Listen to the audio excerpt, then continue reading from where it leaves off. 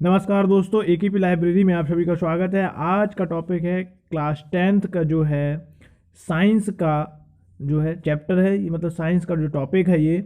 और इसमें जो है हम सबसे पहले ये जो केमिस्ट्री का टॉपिक है तो ये जो पढ़ते हैं और इससे जितने भी इम्पोर्टेंट्स होने वाले हैं क्वेश्चंस वो सारे क्वेश्चन अभी सॉल्व करेंगे। तो आने वाली बोर्ड परीक्षा के लिए वीडियो बहुत ही इंपॉर्टेंट साबित होने वाला है, तो वीडियो में बने रहें, चैनल को लाइक सब्सक्राइब शेयर और जरूर कर दें। तो देखते हैं, दिया है मैग्नीशियम धातु का वायु में जलना एक उदाहरण है। तो मैग्नीशियम धातु का वायु में जो जलना होता है वो एक उदाहरण होता है। अगर हम देखते हैं कि मैग्नीशियम धातु को वायु में जलाते हैं तो किस चीज़ का उदाहरण होता है, तो देखिए 2Mg प्लस ऑक्सीजन यानी O2 से जब इसकी क्रिया करवाते हैं तो क्या बनता है, बन जाता है 2MgO, यानी कि 2MgO बन जाता है। तो इसमें क्या होता है कि देखिए जो है ऑक्सीजन के इसमें जो है मैग्नीशियम का रासायनिक संगठन एवं गुणधर्म परिवर्तित हो जाते हैं। तो मैग्नीशियम के जो ये रासायनिक गुणधर्म और संगठन परिवर्तित हो जाते हैं तो यहाँ पर कौन सी अभिक्रिया हुई, रासायनिक अभिक्रिया हुई। कौन सी अभिक्रिया, रासायनिक अभिक्रिया। जब किसी अभिक्रिया में किसी के गुणधर्म और संगठन परिवर्तित हो जाता है तो वो रासायनिक अभिक्रिया कहलाती है। तो यानी ऑप्शन नंबर इसका बी बिल्कुल सही है। मैग्नीशियम धातु का वायु में जलना जो है किस चीज़ का उदाहरण है, रासायनिक परिवर्तन का उदाहरण होता है। अगला है समीकरण Ve2C plus x into H2O is equal to Y into BeOH का होल ट्वाइस प्लस CH4 में X और वाई का जो है मान क्रमशः क्या होगा। तो अगर हम इस अभिक्रिया को जो है अगर संतुलित करें इस अभिक्रिया को तो देखते हैं, संतुलित करने पर अभी दिया है Ve2C Ve2 जो है C Ve2C प्लस, अब यहाँ अगर हम देखें तो कितने जो है यहाँ अगर देखें हम जो है OH का होल ट्वाइस और CH4 यानी 6 हो रहे हैं, तो इसलिए हम यहाँ पर किससे मल्टीप्लाई करो, यहाँ भी 2 है तो यहाँ हो जाएगा 4H2O इक्वल टू जो है यहाँ जो है B कितने हैं, BE यहाँ पर 2 है तो यहाँ जो है 2 का मल्टीप्लाई हो जाएगा तो 2 जो है BE 2BeOH का होल ट्वाइस 2BeOH का whole twice plus CH4 methane. तो यहाँ जो है क्या आएगा, देखिए यहाँ 2 और y की जगह 2 आ रहा है और x की जगह 4, तो ऑप्शन नंबर हो जाएगा इसमें कौन सा, ऑप्शन नंबर हो जाएगा C, यानी कि x बराबर 4 और y बराबर जो है कितना हो जाएगा, x बराबर हो जाएगा x बराबर 4 और y बराबर हो जाएगा 2। तो ऑप्शन नंबर C बिल्कुल राइट आंसर हो जाएगा, यानी x बराबर 4 और y बराबर 2। अगला है, अगला दिया हो नीचे दी गई अभिक्रिया के संबंध में कौन सा कथन असत्य है। तो अगर हम नीचे की अभिक्रिया की बात करें, जो नीचे अभिक्रिया दी गई है यानी 2PbO प्लस C, यानी कार्बन की जब जो है लेड से क्रिया करवाई जाती है तो क्या बनता है। तो जब लेड इसका जो है इससे क्रिया करवाई जाती है तो देखिए इस समय जो है क्या हो रहा है कि लेड सीसा और जो लेड है यानी सीसा और कार्बन अपचयित हो रहे हैं, यानी ये लेड यानी Pb यानी ये जो है और CO2 कार्बन दोनों जो है अपचयित हो रहे हैं। तो इस हिसाब से जो है इसका ऑप्शन नंबर हो जाएंगे, ये भी सही है, यानी सीसा अपचयित हो रहा है और कार्बन भी अपचयित हो रहा है।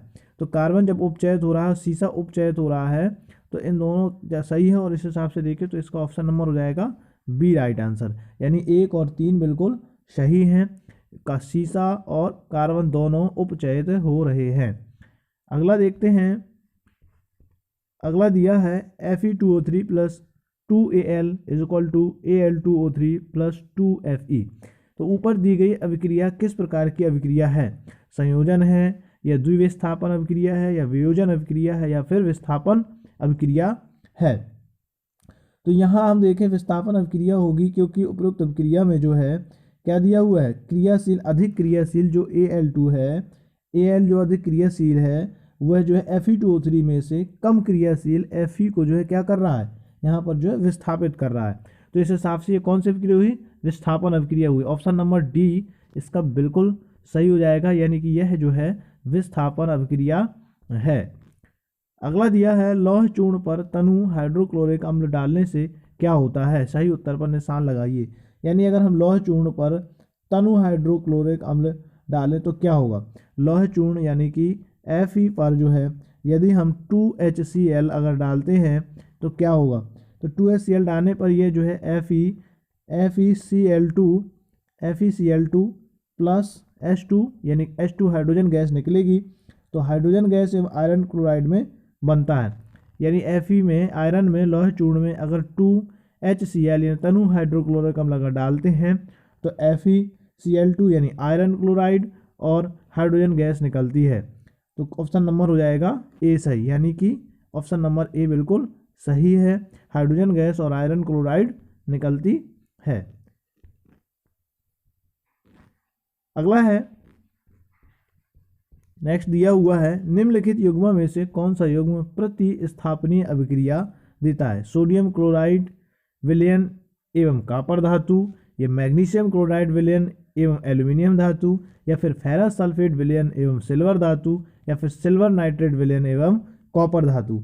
तो इनकी अगर बात करें हम अगर, तो इसमें जो है क्या हो जाएगा कि अगर अधिक सक्रियशील धातु, तो इसमें ऑप्शन नंबर हो जाता है डी सही है, इसमें सिल्वर नाइट्रेट विलयन एवं कॉपर धातु होता है। निम्नलिखित से यही जो है प्रतिस्थापनीय अभिक्रिया देता है, क्योंकि जो इसमें जो है अगर हम बात करें क्रिया करवाते हैं सिल्वर नाइट्रेट और कॉपर धातु की, तो Cu प्लस AgNO3 की अगर हम क्रिया NO3 की अगर हम क्रिया करवाएं तो CuNO3 यानी CuNO3 प्लस Ag जो है ये है सिल्वर नाइट्रेट और कॉपर धातु। तो इसलिए देखिए ये जो है विस्थापित हो जाते हैं। तो ये कौन सी क्रिया हुई, सिल्वर नाइट्रेट में विलयन कॉपर जो है ये प्रतिस्थापन युग्म प्रतिस्थापन अभिक्रिया देता है। तो यही जो है युग्म प्रतिस्थापन अभिक्रिया देता है। तो ऑप्शन नंबर डी इसका सही है। अगला दिया है कि कार्बन मोनोऑक्साइड की क्लोरीन के साथ अभिक्रिया द्वारा कार्बोनिल क्लोराइड बनना उदाहरण किसका होता है।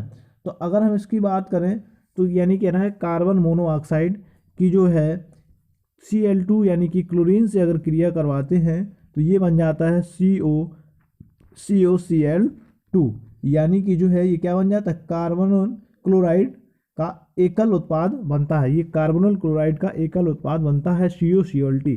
तो इसका ऑप्शन क्या हो जाएगा, इसका ऑप्शन हो जाएगा, ये कौन सी क्रिया है ये पूछ रहा है, तो यह जो है संयोजन क्रिया है। कौन सी क्रिया है, ये संयोजन क्रिया है, यानी ऑप्शन नंबर बी इसका बिल्कुल सही आंसर है।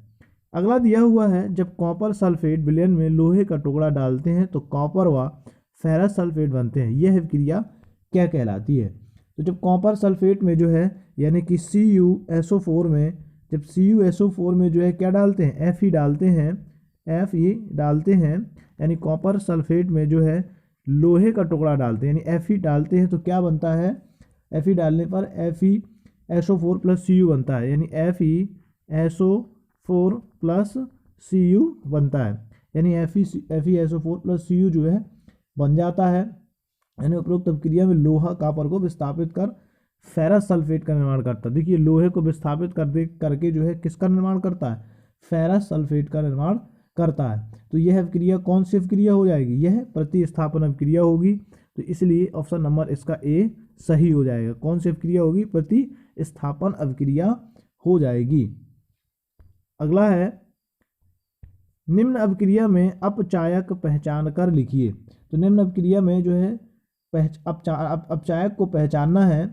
तो देखिए इसमें दिया है Fe2O3 plus 3CO is equal to 2Fe plus 3CO2।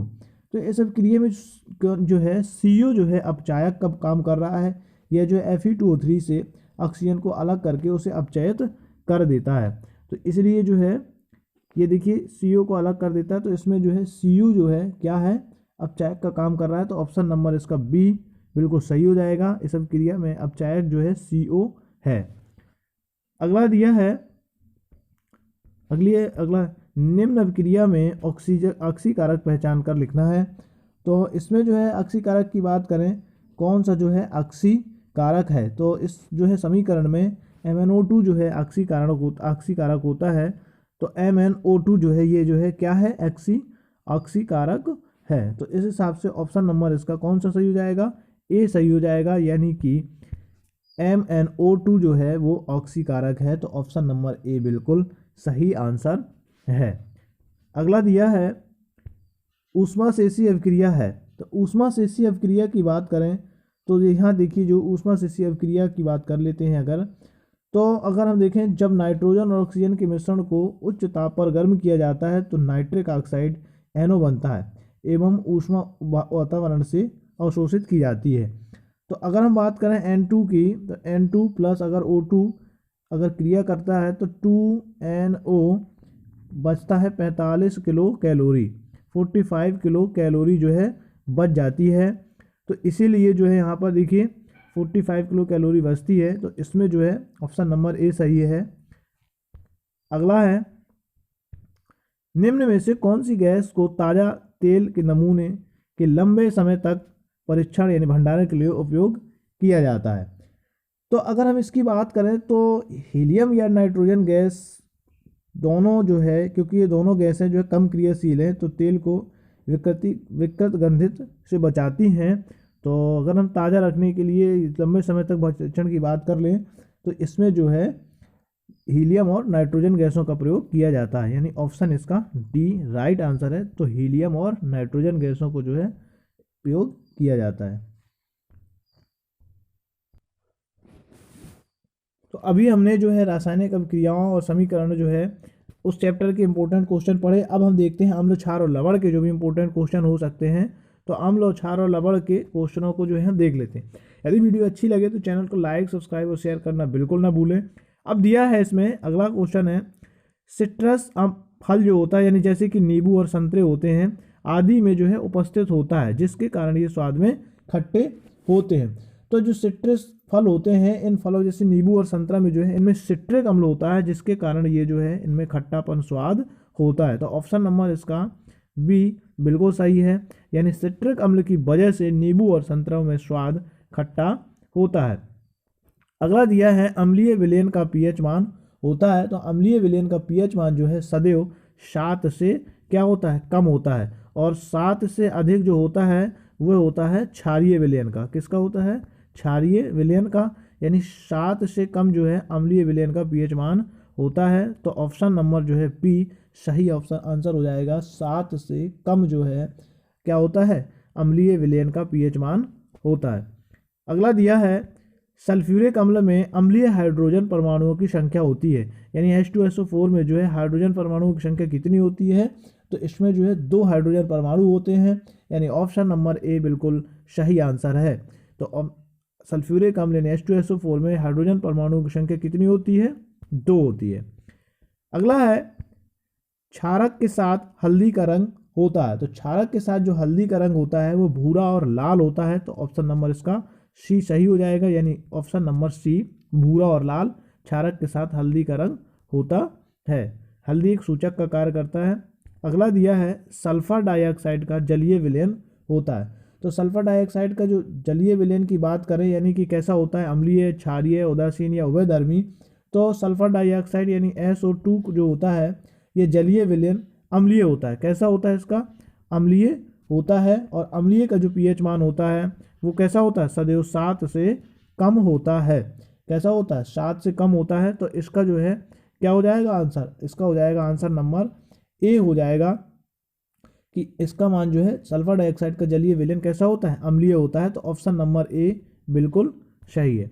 अगला दिया है एसिटिक अम्ल की क्षारकता होती है, या कह दें कि एसिटिक अम्ल में अम्लीय हाइड्रोजन परमाणुओं की संख्या होती है CH3COOH is quality CH3CO minus COO minus H+ ion.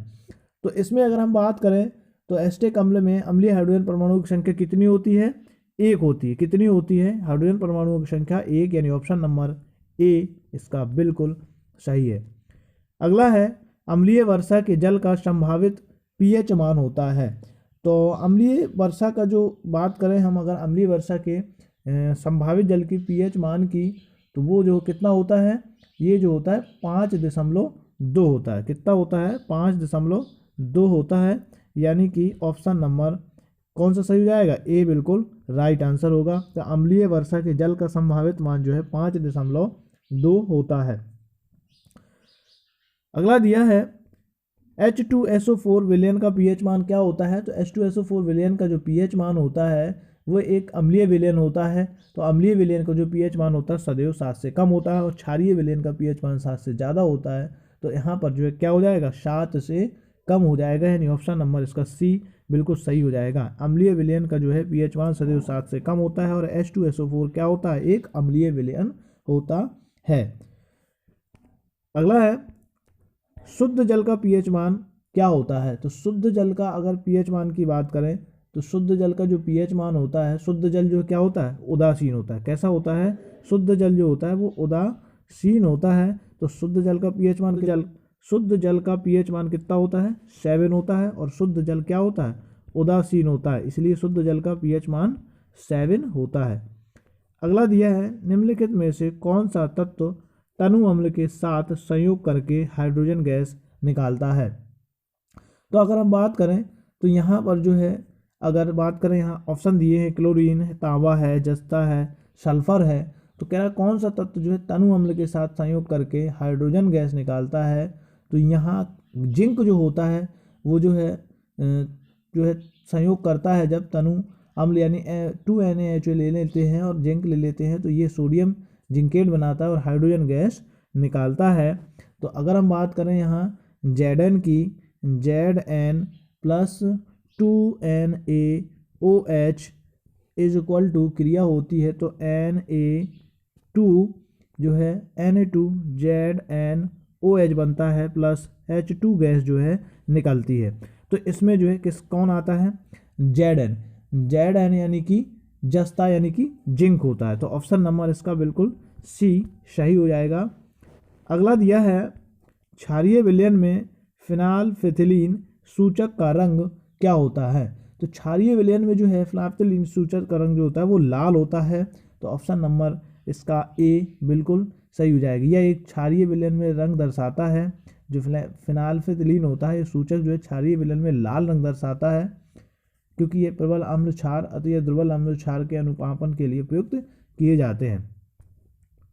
अगला दिया है धोने के सोडा का रासायनिक सूत्र लिखिए।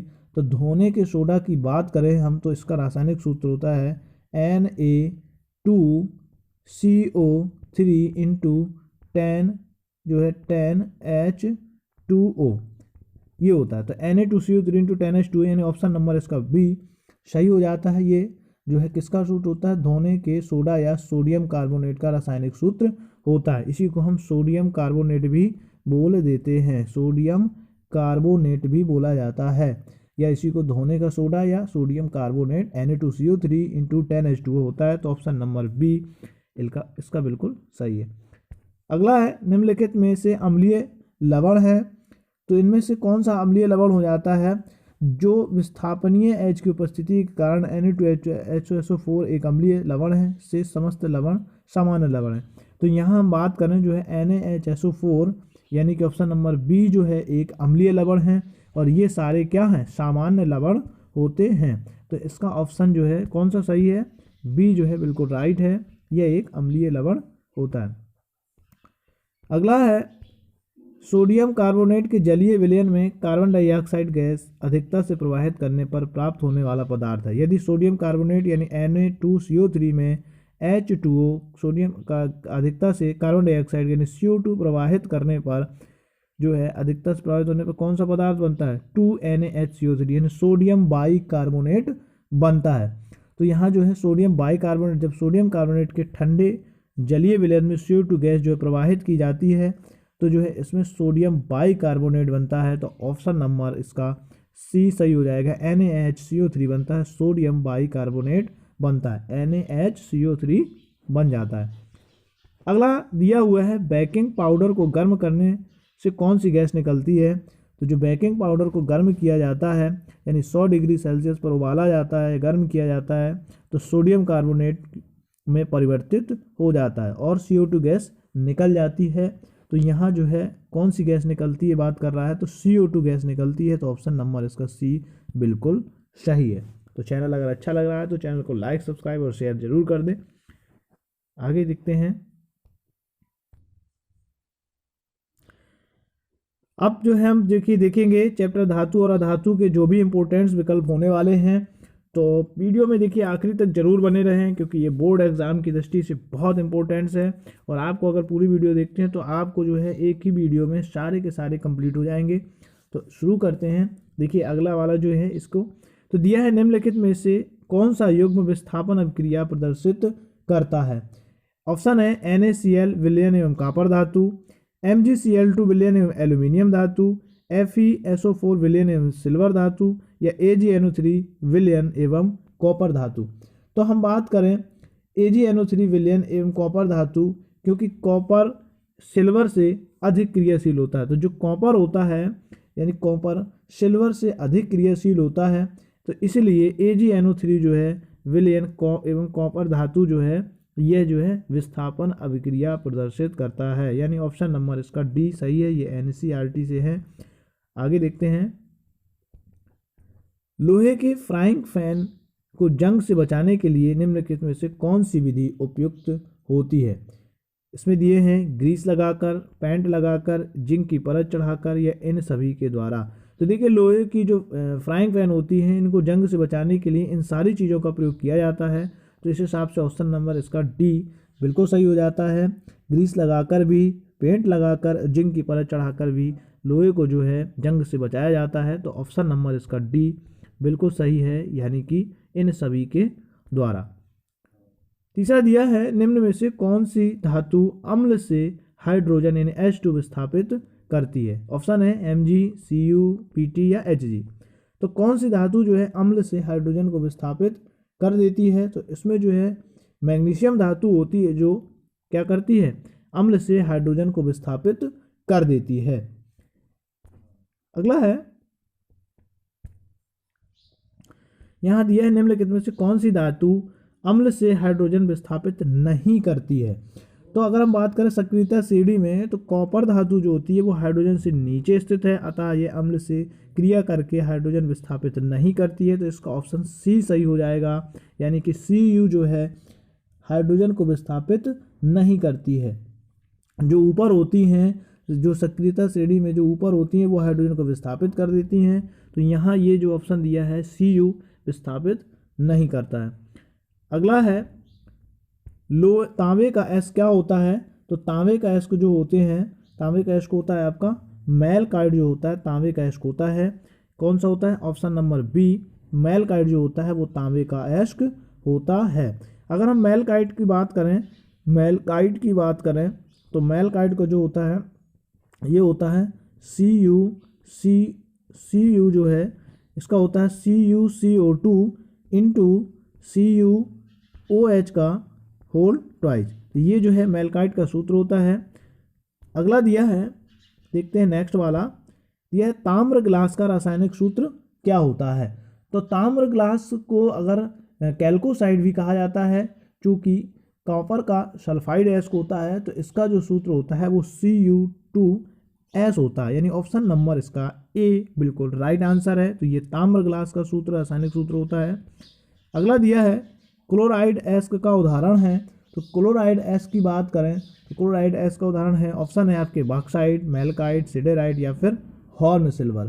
तो अगर हम बात करें क्लोराइड एस्क के उदाहरण की, तो इसमें जो ऑप्शन नंबर डी सही हो जाएगा, यानी हॉर्न सिल्वर जो है क्लोराइड एस्क के उदाहरण है।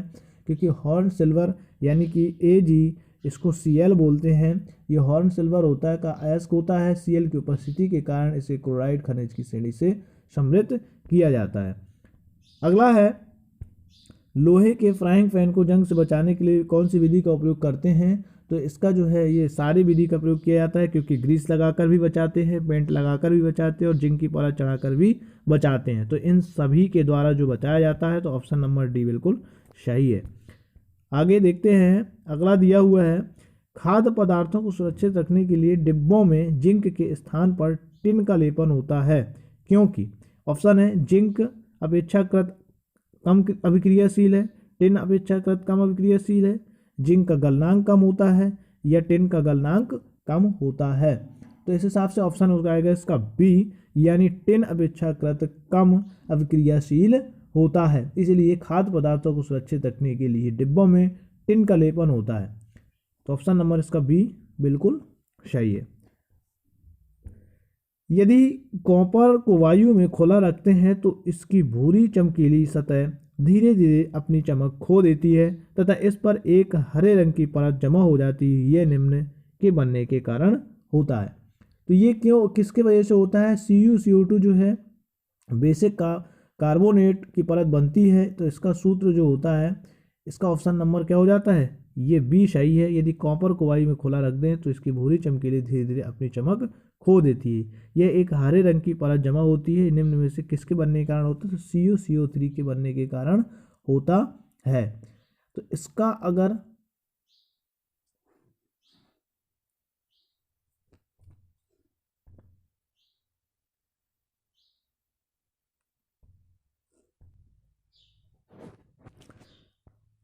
अब इसके आगे इंपॉर्टेंस देखते हैं। अगले जो दिए हैं इसके टॉपिक हैं कार्बन तथा उसके यौगिक। इसके भी जो इंपॉर्टेंस होने वाले हैं वो देखेंगे हम लोग। तो वीडियो में लगातार जरूर बने रहें और देखते रहें।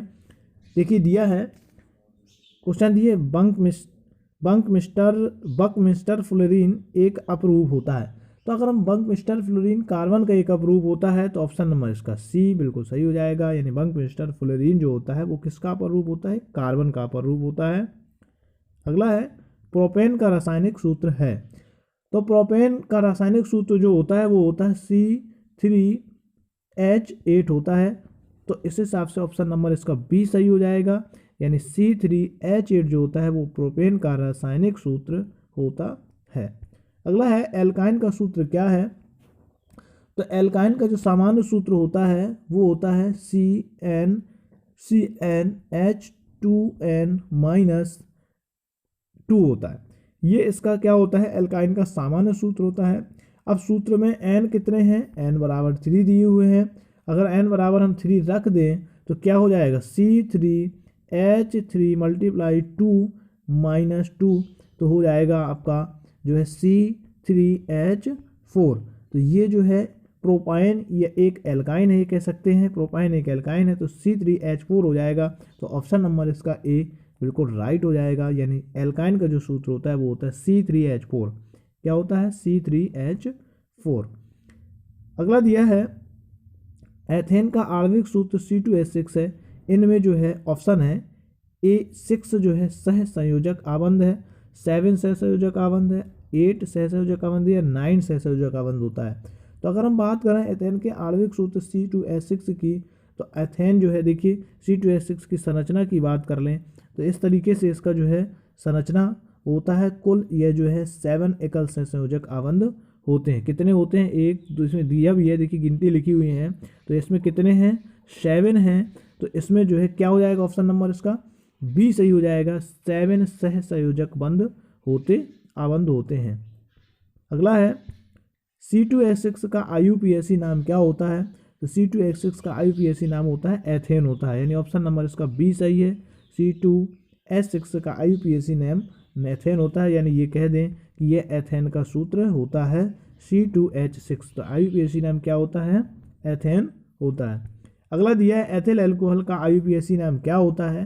तो एथिल एल्कोहल का IUPAC की नाम बात करें तो इसका जो नाम होता है एथेनॉल होता है। क्या होता है? एथिल एल्कोहल का रासायनिक नाम जो होता है वो एथेनॉल होता है। यानी ऑप्शन नंबर ए इसका सही हो जाता है। तो इसके IUPAC नाम की बात करें तो इसका हो जाता है, क्या होता है?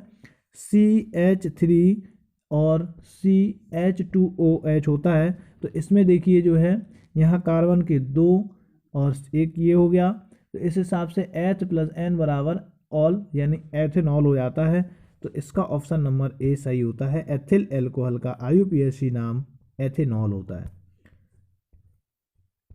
ये इस तरीके से देखिए दिया होता है एथेनॉल। अगला है एथिल एल्कोहलों के विहाइड्रोजनीकरण द्वारा प्राप्त होता है। तो एल्कोहलों के विहाइड्रोजनीकरण द्वारा क्या प्राप्त होता है? इसमें जो है एल्डिहाइड प्राप्त होते हैं। यानी ऑप्शन नंबर इसका सी सही हो जाता है। उत्प्रेरक की उपस्थिति में जब इसको जो है एल्कोहल के विहाइड्रोजनीकरण से कार्बोनिल यौगिक का निर्माण होता है। किसका निर्माण होता है? कार्बोनिल, यानी कि जो है एल्डिहाइड का निर्माण होता है। ये देखिए इस तरीके से रासायनिक क्रिया होती है तो क्या निर्माण होता है? एल्डिहाइड का निर्माण होता है। अगला है ब्यूटेनॉन चतुर्कार्बन यौगिक जिसका प्रक्रियात्मक समूह क्या है। तो अगर हम बात करें यहाँ पर जो है इसका ऑप्शन हो जाएगा जो है कीटोन होता है। क्या होता है, इसका आंसर जो है कीटोन हो जाएगा। ब्यूटेनॉन चतुर्कार्बन यौगिक जिसका प्रक्रियात्मक समूह क्या होता है, कीटोन समूह होता है इसका। अगला है, दिए गए कार्बनिक यौगिकों में कीटोनिक प्रक्रियात्मक समूह वाला कौन सा है। तो इनमें अगर हम बात करें तो ये जो हो जाएगा आपका एसीटोन जो होता है, कीटोन समूह उपस्थित होता है एसीटोन में। तो इसका ऑप्शन नंबर हो जाएगा बी CH3COCH3। तो ऑप्शन नंबर इसका बी बिल्कुल सही है, CH3COCH3। अगला है, निम्न में सजातीय युग्म कौन सा है। तो निम्न में अगर हम सजातीय युग्म की बात करें तो ये जो है HCHO व CH3CHO होता है। तो ऑप्शन नंबर इसका सी हो जाता है। सजातीय श्रेणी के सदस्यों के अणुसूत्र एवं क्रियात्मक समूह समान होते हैं और इन दो क्रमागत सदस्यों के नाम CH2 इकाई का अंतर होता है, अतः केवल HCHO एवं CH3CHO ही जो है सजातीय युग्म है। तो ऑप्शन नंबर इसका इसलिए सी सही है। 11वें नंबर पे दिया है एसीटोन का IUPAC नाम क्या होता है। तो एसीटोन या फिर इसमें दिया है CH3 single bond C double bond O CH3 का IUPAC नाम क्या होता है। ये एसीटोन का ही जो है रासायनिक सूत्र है। तो इसका IUPAC नाम की बात करें तो इसका संरचना सूत्र आप देख ही रहे हैं, ये दिया हुआ है। तो इसका संरचना सूत्र के हिसाब से इसका IUPAC नाम प्रोपेनॉन होता है। क्या होता है, प्रोपेनॉन होता है। तो इसका ऑप्शन नंबर हो जाएगा बी, यानी कि प्रोपेनॉन होता है। ऑप्शन नंबर बी बिल्कुल राइट आंसर है इसका। अगला है, निम्नलिखित में से एल्डिहाइड क्या है। इसमें देखिए इसका ये फॉर्मूला दिया हुआ है। तो अगर हम एल्डिहाइड की बात करें तो इसमें जो है एथेनॉल जो है एल्डिहाइड है, यानी ऑप्शन नंबर बी बिल्कुल जो है इसका सही हो जाएगा। तो चैनल को जरूर ज़्यादा से ज़्यादा शेयर जरूर करते रहें ताकि सभी को जो है इसके ये जो है फ़ायदा मिल सके। तो इसलिए जितना हो सके उतना आप शेयर जरूर करें। अगला है, ब्यूटेनॉन में क्रियात्मक समूह होता है। ब्यूटेनॉन में क्रियात्मक समूह की बात करें तो इसमें कीटोन क्रियात्मक समूह उपस्थित होता है। तो इस हिसाब से इसका ऑप्शन क्या हो जाएगा, ब्यूटेनॉन में जो है देखिए क्रियात्मक समूह कीटोन क्रियात्मक समूह होता है। तो इसका आंसर क्या हो जाएगा, ब्यूटेनॉन में क्रियात्मक समूह की बात करें तो ऑप्शन नंबर बी, यानी कि ये देखिए ये ऑप्शन नंबर बी हो जाएगा सही बिल्कुल इसका। नेक्स्ट क्वेश्चन जो दिया है, एसिटिक अम्ल CH3COOH का IUPAC नाम क्या होगा। तो CH3 यानी एसिटिक अम्ल, इसमें जो है कार्बन 3 उसके जो होते हैं ये देखिए दिए हुए हैं। तो इस हिसाब से इसका IUPAC नाम अगर देखें ये एथेनोइक हो जाएगा। क्या हो जाएगा, एथेनोइक, यानी ऑप्शन नंबर इसका बी सही हो जाएगा।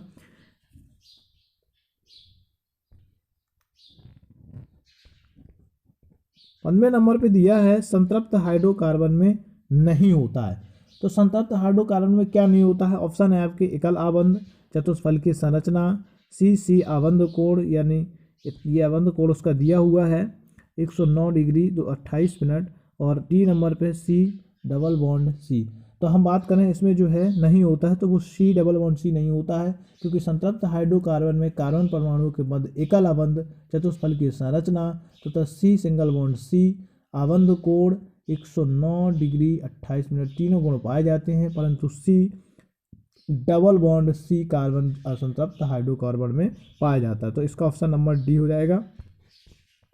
अगला दिया है, तेलों को पैलेडियम या निकेल आदि उत्प्रेरक की उपस्थिति में हाइड्रोजन से विक्रिया कराने पर वसा प्राप्त होती है। यह विक्रिया निम्न उदाहरण किसका होती है। तो अगर हम बात करें इसके तेल की, तेल जब होता है असंतृप्त में H2 से क्रिया करवाते हैं Na की उपस्थिति में, Na की जो है ऊष्मा की उपस्थिति में जब क्रिया करवाते हैं तो इसमें वसा बनता है। क्या बनता है, वसा बनता है। तो इसमें जो है ये कौन सी संकलन अभिक्रिया होती है। तो ऑप्शन नंबर इसका ए सही हो जाएगा, यानी कि संकलन अभिक्रिया होती है।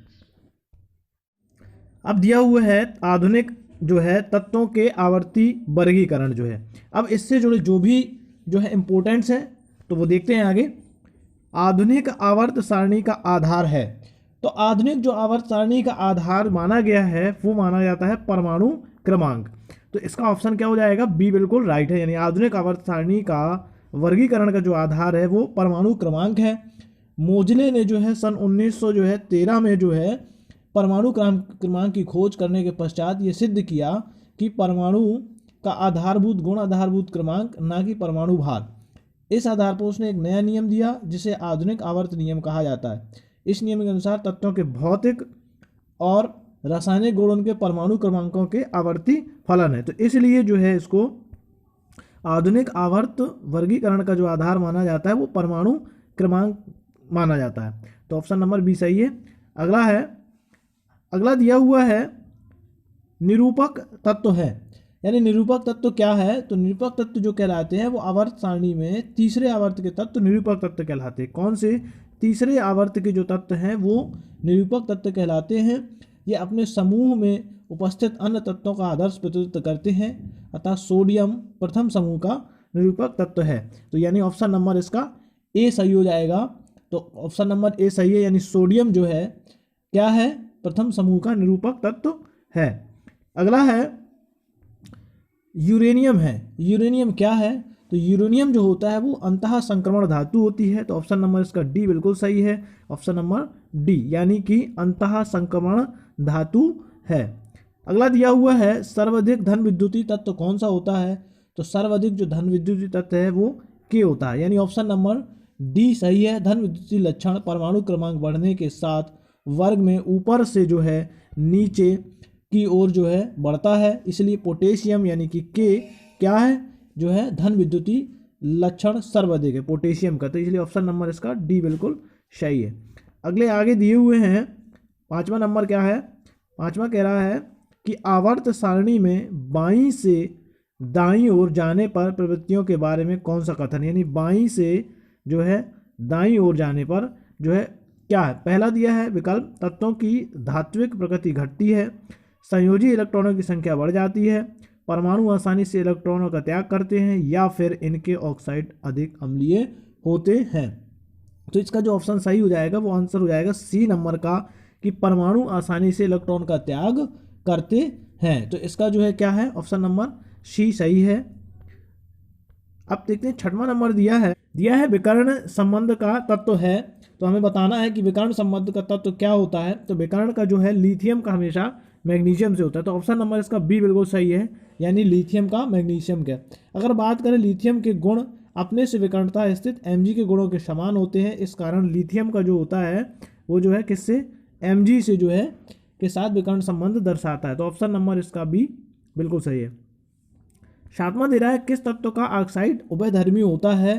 तो अगर बात करें यहाँ पे ऑप्शन है सी, कार्बन के, सोडियम के और Mg के या फिर Sn के।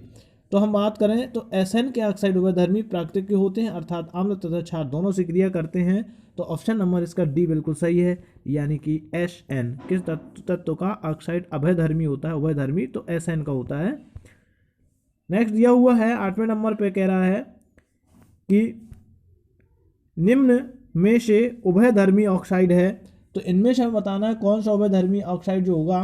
तो ये हो जाता है हमारा जो है Al2O3 यानी ऑप्शन नंबर सी जो है क्या है? कि उभयधर्मी ऑक्साइड है। नेक्स्ट 9वें नंबर पे देखते हैं निम्न में अम्लीय ऑक्साइड क्या है? तो अगर अम्लीय ऑक्साइड की बात करें हम, तो इसमें जो अम्लीय ऑक्साइड होता है ये हो जाएगा आपका P2O5, यानी ऑप्शन नंबर डी जो है अम्लीय ऑक्साइड है, क्योंकि अधात्विक ऑक्साइड अम्लीय होते हैं तथा फास्फोरस एक अधातु होता है, और ये P2O5 जल में घोल करके अम्ल का निर्माण कर लेता है। इसलिए अम्लीय ऑक्साइड की बात करें तो P2O5 जो है यहाँ पे अम्लीय ऑक्साइड है। नेक्स्ट दिया है निम्न में सर्वाधिक अम्लीय कौन है? तो इनमें से जो है सर्वाधिक अम्लीय कौन सा है? तो अगर हम बात करें सर्वाधिक अम्लीय की, तो इनमें से जो है सर्वाधिक अम्लीय हो जाएगा Nu2O5, यानी ऑप्शन नंबर सी जो है इसका सही है, क्योंकि अधात्विक ऑक्साइड अम्लीय होते हैं तथा धात्विक लक्षण भी से जो है वृद्धि के साथ अम्लीय लक्षण कम हो जाता है। किसी समूह वर्ग में नीचे जाने पर अधात्विक लक्षण में कमी होने के कारण अम्लीय लक्षण में भी कमी आती है, अतः दिए गए ऑक्साइडों में जो है N2O5 जो है क्या है? सर्वाधिक अम्लीय है। इसका जो नोट्स दिया है ये देखते हैं। ये कह रहा है NPASSB तथा VI समान वर्ग में इसी क्रम में रखे गए हैं। 11वां है 11वां क्या कह रहा है, निम्न तत्वों में से किसकी विद्युत ऋणात्मकता सबसे कम है। तो अगर हम बात करें कि यहाँ पर जो है सबसे ज़्यादा सोडियम धातु की जो है विद्युत ऋणात्मकता कम होगी, यानी Na की, क्योंकि सोडियम धातु का आकार अन्य धातुओं जैसे MgAl और Si जो है MgAl और Si से जो है क्या होता है, इनसे जो अधिक होने के कारण इसकी विद्युत ऋणात्मकता सबसे कम होती है तथा विद्युत धनात्मकता का मान अधिक होता है। तो यानी सोडियम का ऑप्शन नंबर ए इसका बिल्कुल सही है। अगला कह रहा है मुद्रा धातु कौन सी है। तो मुद्रा धातु की बात करें तो कॉपर को मुद्रा धातु कहते हैं, Cu को, क्योंकि इसका उपयोग मुद्रा के निर्माण में किया जाता है। तो ऑप्शन नंबर डी यानी Cu जो है क्या है, मुद्रा धातु है। 13वें नंबर पे है, निम्नलिखित में से क्षारीय धातु कौन सी है। तो क्षारीय धातु जो होती है वो होती है सोडियम, यानी कि Na जो है क्षारीय धातु है।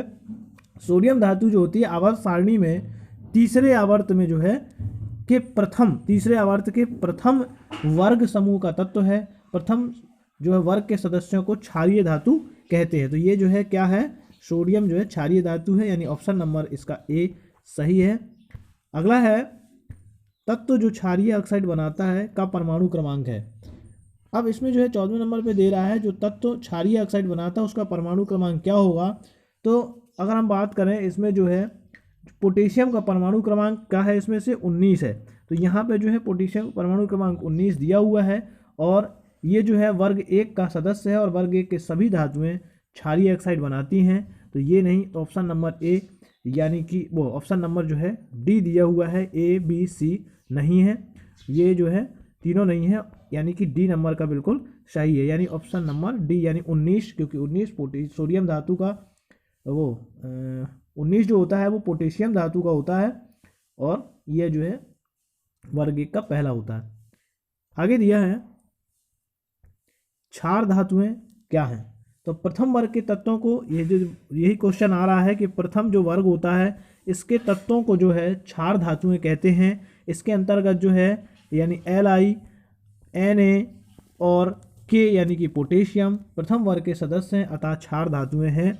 तो इसका जो ऑप्शन सही हो जाएगा ऑप्शन नंबर बी यानी Li, Na, K, lithium, sodium और पोटेशियम, ऑप्शन नंबर बी सही है। ये क्षार धातुएं होती हैं, प्रथम वर्ग के तत्वों को क्षार धातुएं कहते हैं। अगला है तृतीय आवर्त का तत्व है। तो तृतीय आवर्त के तत्व की बात करें तो जो परमाणु क्रमांक 11 Na का इलेक्ट्रॉनिक विन्यास जो होता है, बात करें तो 2, 8 और 1, ये जो है इसमें 3 कोष उपस्थित हैं, और अतः ये तीसरे आवर्त का तत्व है, बाकी के नहीं है। तो 11 Na जो है क्या है, ऑप्शन नंबर ए सही है इसका, ये तृतीय आवर्त का तत्व है, क्योंकि इसके जो है 3 आवर्त इलेक्ट्रॉनिक विन्यासों में 3 कोष जो है उपस्थित हैं। अगला दिया है नियोन है। तो नियोन की अगर बात करें तो नियोन क्या होता है, नियोन एक अक्रिय गैस होती है। तो ऑप्शन नंबर इसका बी सही हो जाएगा, नियोन एक अक्रिय गैस है। अगला दिया है एक तत्व के क्लोराइड का सूत्र MCl2 है, इसके ऑक्साइड का सूत्र क्या होगा। तो इसके ऑक्साइड की बात करें तो इसके ऑक्साइड का सूत्र MO होगा, क्योंकि MO के तत्व M के क्लोराइड का सूत्र MCl2 होता है, अर्थात इसमें M की संयोजकता +2 होती है। इसके ऑक्साइड का सूत्र जो है MO होता है। तो ऑप्शन नंबर इसका बी बिल्कुल सही है। अगला है एक तत्व का इलेक्ट्रॉनिक विन्यास 1s2 2s2 2p6 3s2 और 3p5 है, आवर्त सारणी में इसका क्या स्थान होगा। या पूछ सकता है कि परमाणु क्रमांक 17 वाले तत्व का आवर्त सारणी में क्या स्थान होगा। तो इसकी बात करें तो परमाणु क्रमांक 17 वाले का इलेक्ट्रॉनिक विन्यास होता है 2, 8, 7। इस तत्व की तीसरी कक्षा में 7 इलेक्ट्रॉन है, ये पहली है, ये दूसरी और ये तीसरी कक्षा है। तीसरी कक्षा में 7 इलेक्ट्रॉन है, अतः ये 7 में ए यानी 7 में ए समूह के तृतीय आवर्त का तत्व है। तो ये तृतीय आवर्त का तत्व हो जाएगा। तो इस हिसाब से ऑप्शन नंबर इसका सही है, आवर्त तीसरा और वर्ग 7वां होता है। तो ऑप्शन नंबर जो है इसका सी बिल्कुल सही है। अगला दिया है तत्व XL2 सूत्र वाला एक क्लोराइड बनाता है, जो कि एक ठोस है तथा जिसका गलनांक अधिक है। आवर्त सारणी में यह तत्व संभवतः किस समूह के अंतर्गत आता है। तो अगर हम बात करें यहाँ जो है इसके तो ऑप्शन आएगा ऑप्शन नंबर बी यानी Mg, इसका ऑप्शन सही हो जाएगा। Cl की संयुक्ता 1, Mg की 2, जो Cl की संयुक्ता होती है वो 1 होती है, और Mg की संयुक्ता जो होती है वो 2 होती है। तो अतः ये MgCl2 सूत्र वाला क्लोराइड बन जाएगा, MgCl2 वाला सूत्र बनेगा। तो ऑप्शन नंबर इसका बी बिल्कुल सही है, यानी कि Mg ये जो है समूह के अंतर्गत आता है। तो ये जो आता है Mg समूह के अंतर्गत आता है।